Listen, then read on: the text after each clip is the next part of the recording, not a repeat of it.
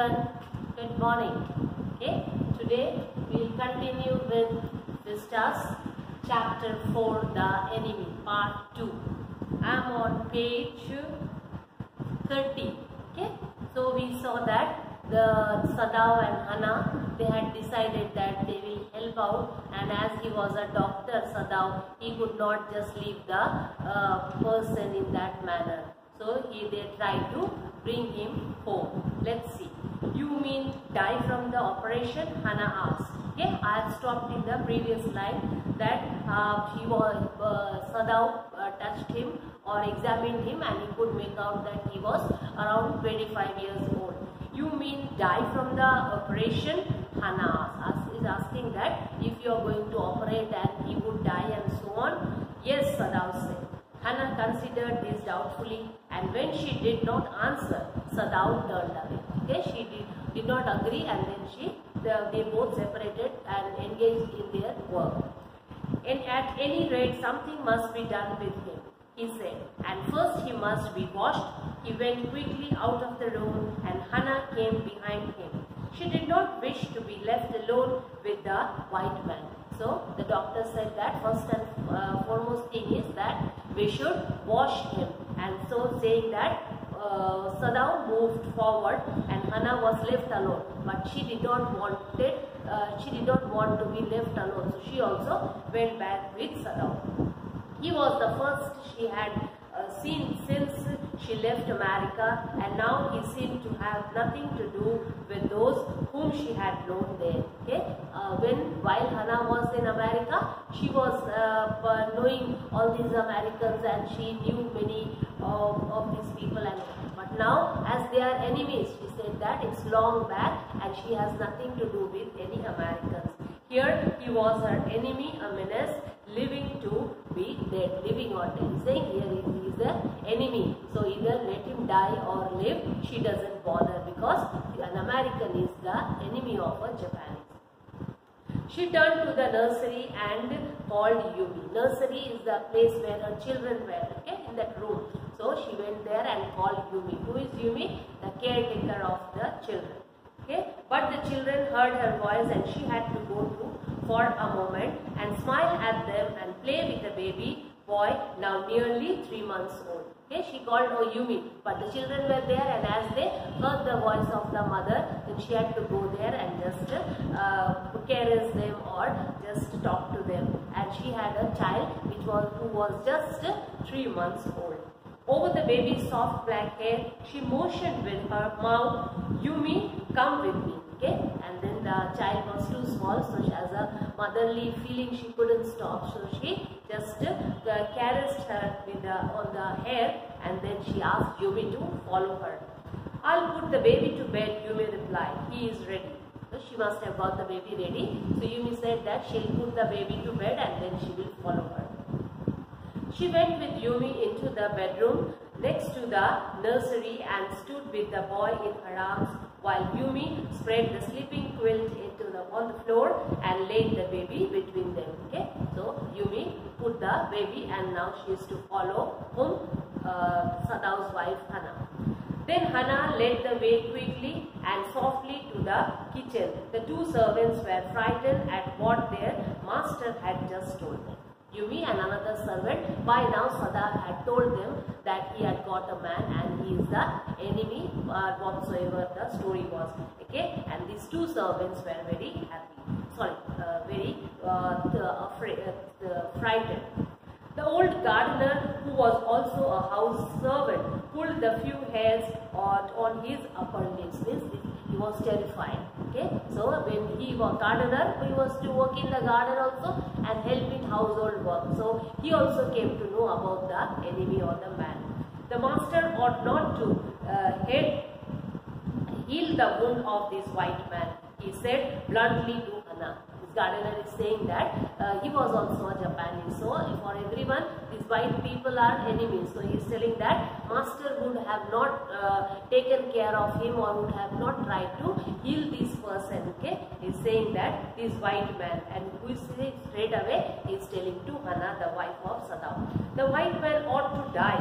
First he was shot, then the sea caught him and wounded him with her rocks.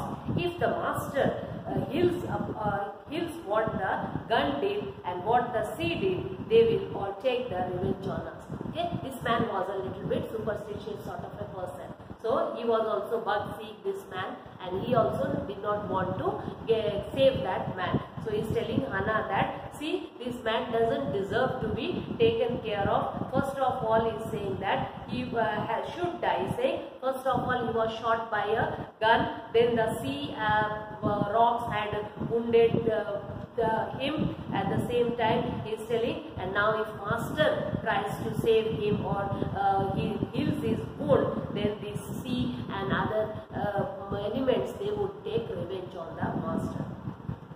I'll let him what you say.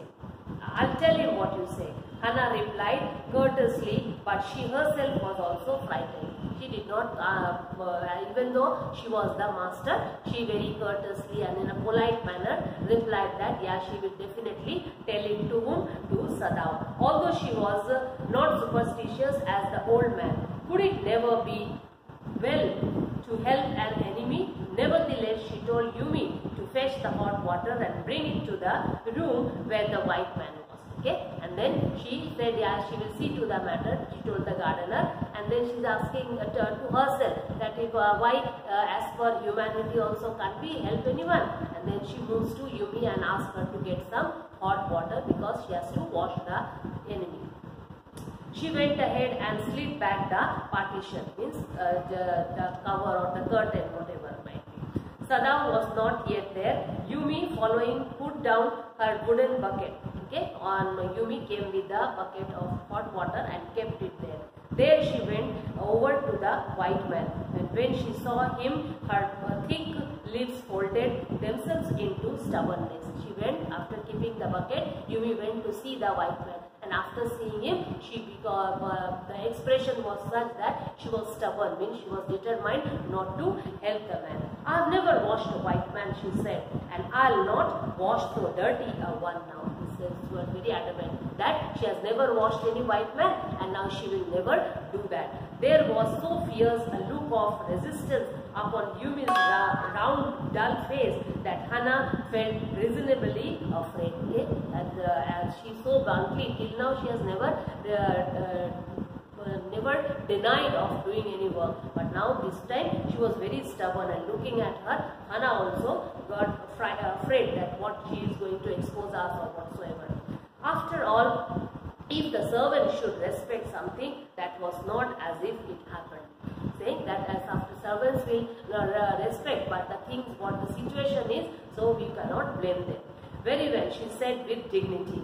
You understand me, only want to bring him to his senses so that we can turn him over as a prisoner. So Hannah is trying to convince the lady, that is Yumi, that I am just helping him so that let him get healed, and then definitely we will also hand him on to the police.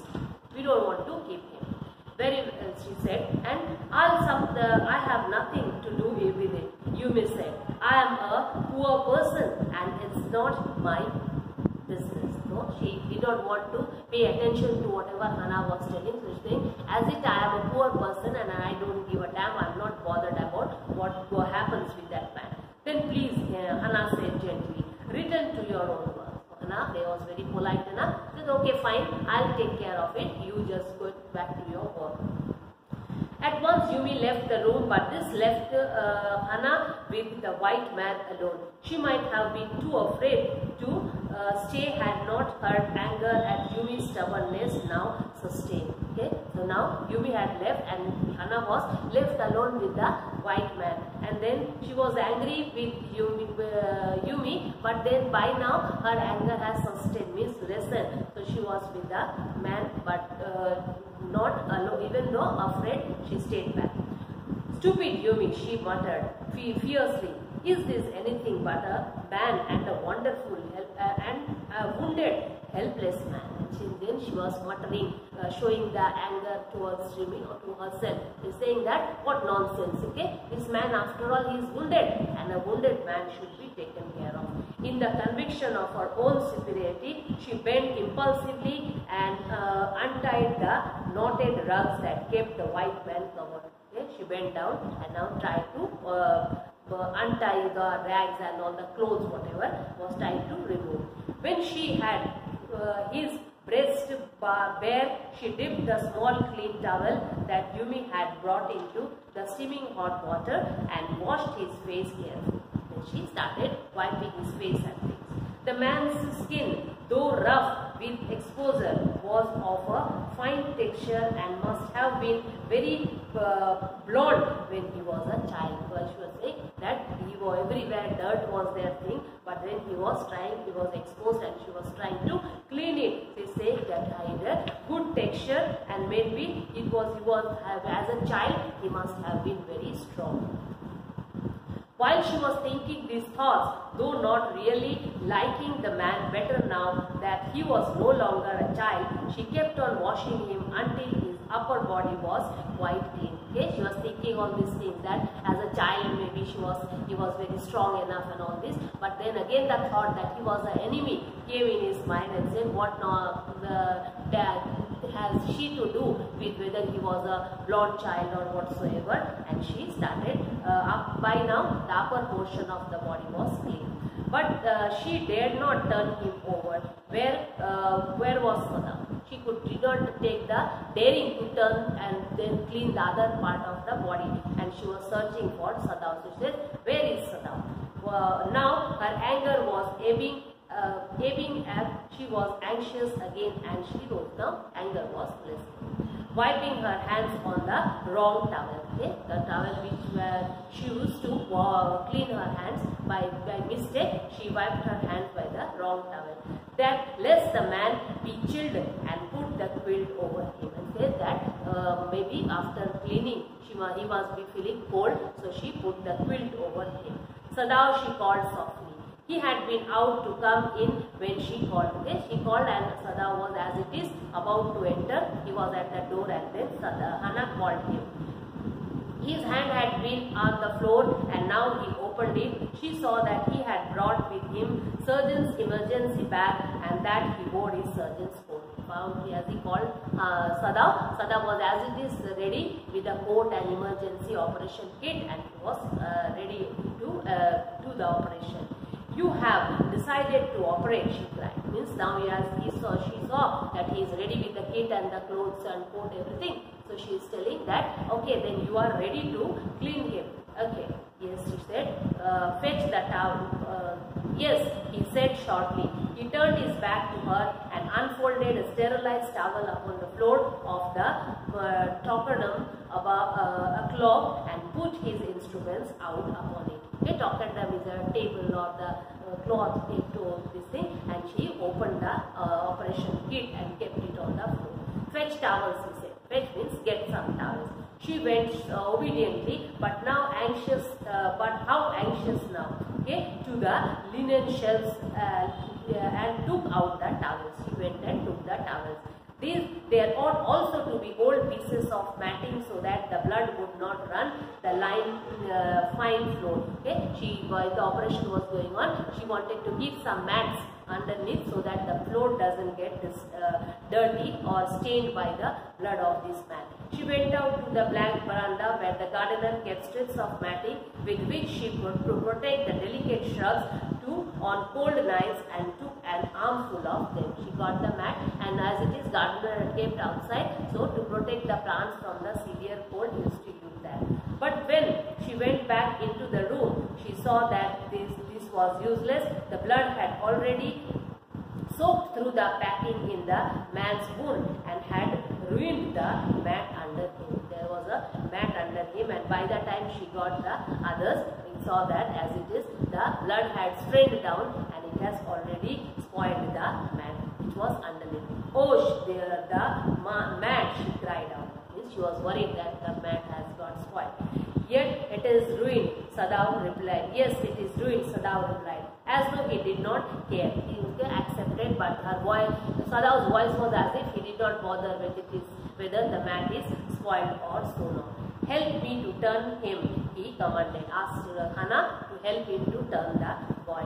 She obeyed him without a word and began to wash the man's back carefully. Yumi could not wash him, she said. And did you wash him then? Sadav asked, not stopping for a moment his swift, concise movement. Okay? Then Hannah is saying that Yumi rejected. She did not agree to wash. Then Sadav is asking, is it you who did it?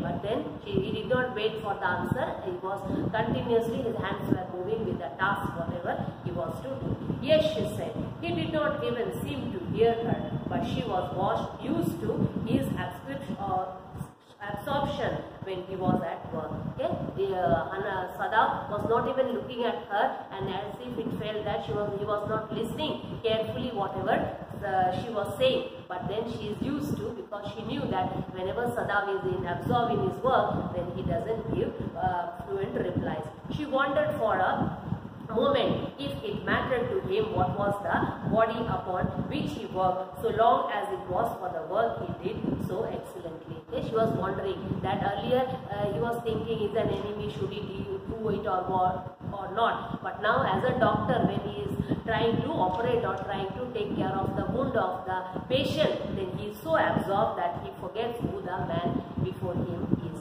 You will have to give the anesthetic if he needs it, he said. Okay, anesthetic, you know that while operation and things are going on, to just make that portion blunt, or anesthesia is given. If she repeated blankly, but never have I. So Sadav is saying, you will maybe, if needed, then you have to give the anesthetic. So Hannah is saying, you mean I have to give? It is easy enough, he said impatiently. So Hannah said, I have never done that. So Sadav says, don't worry, it's very easy to give. He was taking out the packing now, and the blood began to flow more quickly. The packing, you know, from he had taken a moss from the bank of the from the river, the sea, and then he had put it, so that as he took out, then the blood started flowing quickly. He peered into the wound with the bright surgeon's light fastened on his forehead. Doctors fastened the light on the forehead, so here that is mentioned. The bullet is still there, he said with the cool interest. Okay, he was observing the wound, and he said that, see, I can see that the bullet is still inside there. He said with a cool interest. Now I wonder how deep this rock wound is. If it is not too deep, it may be that I can get the bullet. So he is wondering that the rock must have made a deeper wound, and if it is not so, then it would be easier for him to take out the bullet. Okay, and then I can get the bullet, but the bleeding is not superficial. He has lost much blood. Say the bleeding, he has bleeded too much and lost lot of blood. Or at this moment, Hannah choked. Something she couldn't speak out. He looked up and now saw her face the color of sulphur. This the blood, his face he could see. Don't faint, he said sharply. Just look at the face, and she was worried. So Sadav felt that she would faint out or whatsoever. So she is telling here, Sadav says that don't faint, have the strength to stand there. He did not put down his exploding instrument. If I stop now, the man will surely die. Sadav is telling that now I have opened the wound and thing, and at this level if I stop, then he will definitely die. She clapped her hands to her mouth and lips and ran out of the room. Seeing the wound, she was worried. So she covered her mouth, and then she couldn't speak, so she went out of the room. Outside in the garden, he heard her retching. Retching means vomiting. Okay, but he went on with his work. He could hear the voice that she, by seeing the wound, she couldn't stand. So she went out and she had a vomiting sensation. And Sadav continued his work. It will be better for her to empty her stomach. He thought. He had forgotten that, of course, she had never seen an operation. He was not emptying her stomach, but she had never seen the operation. But her distress and his inability to go to her at once made him impatient and irritable with this man who lay like dead under his knife. He was operating, and one end the wife was having problem, and the other end here his duty. So he was not able to go and help, but then he was getting irritated on his own self, and seeing the man with the knife he was operating. So he was helpless, and at the same time becoming impatient what to do. He cannot go to his wife, help his wife, at the same time cannot leave the man. This man, he thought, there is no reason under heaven why he should live. And he got irritated, saying, why should I save this man? This man